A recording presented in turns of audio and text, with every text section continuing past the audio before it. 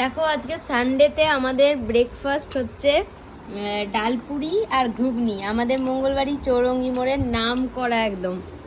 তো আজকে ভাইয়ের জন্মদিন, তো সবাই মিলে সকাল থেকে এখানে খাওয়া দাওয়া হবে।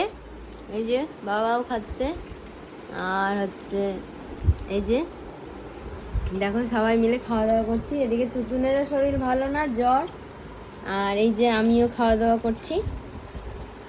চলো সবাই মিলে আজকে সকাল সকাল ভালোই ব্রেকফাস্ট।